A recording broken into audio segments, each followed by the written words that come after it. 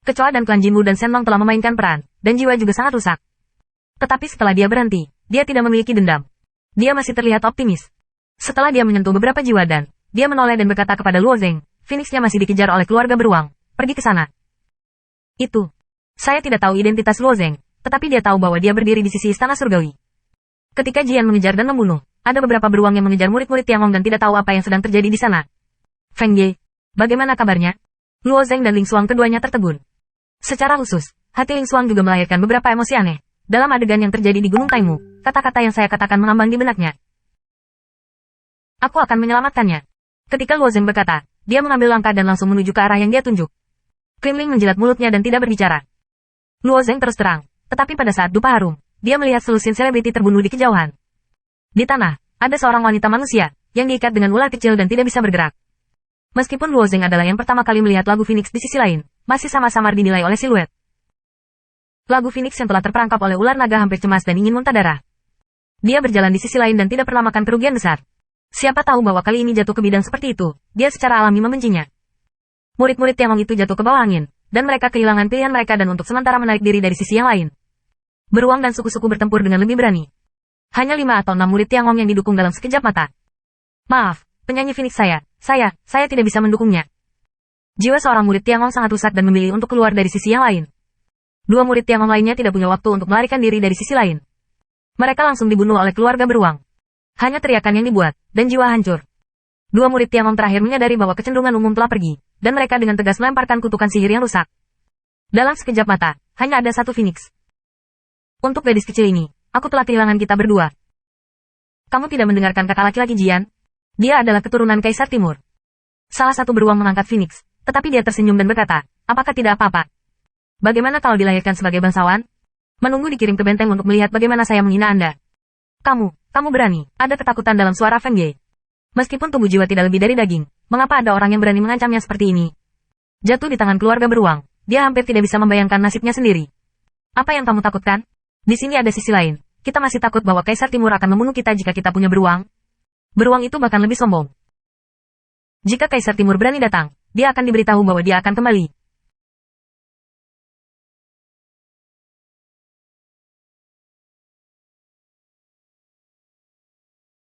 Tiangong telah bergoyang selama bertahun-tahun.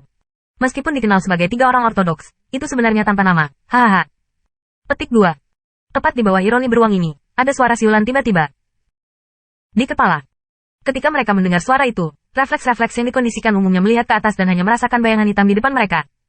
Boom. Pria berjanggut yang menyanyikan lagu Phoenix langsung dihancurkan oleh asap Luo Zeng. Pada saat yang sama, tangan Luo Zeng melihat beruang, dan telapak tangannya terguncang dengan amplitudo halus. Siapapun yang dibelenggu oleh tangannya semuanya rusak.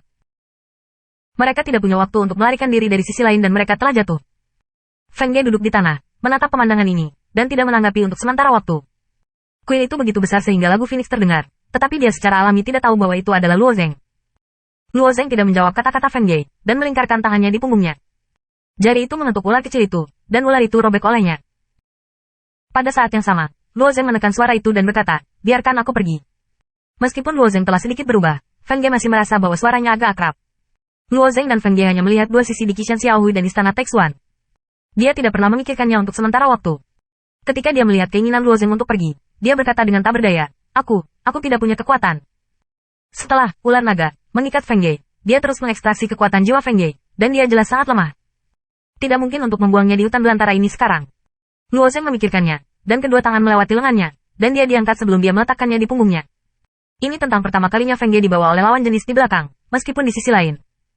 Sentuhan jiwa sangat unik. Dia merasa punggung Luo Zeng seperti batu yang keras, jantung berdetak, pikirannya menjadi bingung, dan dia menjadi lebih ingin tahu tentang orang ini.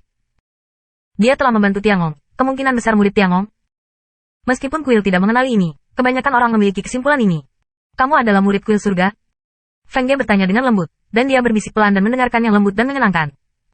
Ketika Luo Zeng melihat Phoenix 2 kali, dia penuh dengan kesombongan. Tiba-tiba menjadi seperti ini. Sebaliknya, dia agak tidak nyaman. Dia tersenyum dan berkata, tidak. Jawaban ini ambigu, mengatakan bahwa itu sama dengan tidak mengatakan apa-apa.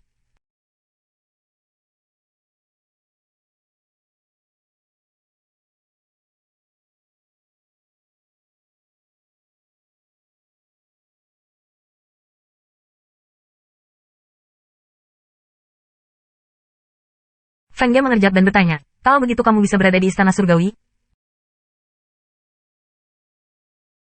Jawab Luo Zeng. Bisakah aku melihatmu? Kata Feng Ge. Luo Zeng menggelengkan kepalanya dan tidak berbicara. Rahasia dagingnya bukanlah jalan terakhir dan tidak akan diungkapkan kepada orang lain. Alasan mengapa Ling Xuang tahu bahwa ia dipaksa untuk pergi kemanapun di istana Daojian. Jika tidak, ia kemungkinan besar akan memasuki istana Tai sebagai murid yang tidak dikenal, alih-alih membiarkan Lin Zhanqi membawa mereka kembali.